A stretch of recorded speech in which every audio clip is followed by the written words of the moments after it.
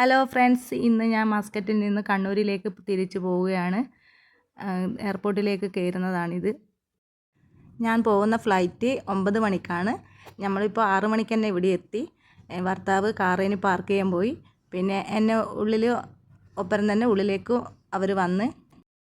ഇത് നമ്മളെ നാട് പോലെയല്ല. ഇവിടെ ബോഡി പാസ് കിട്ടുന്നവരെ ഭർത്താവിന് ഉള്ളിൽ വരെ വരാം. അതിന് ബോഡി പാസ് എല്ലാം കിട്ടി കഴിഞ്ഞ് കഴിഞ്ഞാൽ നമ്മൾ ഉള്ളിൽ പോയി. അപ്പം അവർ ഇങ്ങോട്ട് തിരിച്ചു പോയി. പിന്നെ ഞാൻ 3 മണിക്കൂർ ഇതിൻ്റെ ഉള്ളിൽ ഇങ്ങനെ ഫോണെല്ലാം നോക്കി ഇങ്ങനെ വെയിറ്റ് ചെയ്ത് കുറച്ച് വീഡിയോസ് ഞാൻ ഇവിടെ നിന്നെല്ലാം എടുത്ത്. പിന്നെ കുറേ കഴിഞ്ഞപ്പോൾ ഞാൻ ഫുഡ് കഴിച്ച് എന്നിട്ട് പിന്നെ ഫ്ലൈറ്റ് എത്തി. ടൈമായി. നമ്മൾ 8:30 ആകുമ്പോൾ തന്നെ ഉള്ളിലേക്ക് കയറി. ഞാനേ ഉള്ളൂ, ഭർത്താവ് അങ്ങ് തിരിച്ചു പോയി. പിന്നെ ഫ്ലൈറ്റിലേക്ക് കയറുന്നതിൻ്റെ ഭാഗത്തിലെ കുറച്ച് ഭാഗങ്ങൾ നമ്മൾ പോകുന്ന ഫ്ലൈറ്റിൻ്റെ ഭാഗം ഇത്.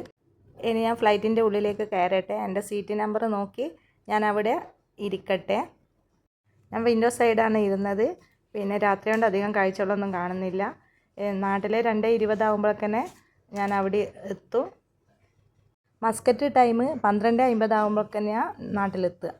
മസ്കറ്റ് ടൈമും നാട്ടിലെ ടൈമുമായി 1.5 മണിക്കൂർ ഡിഫറൻ്റ് ഉണ്ട്.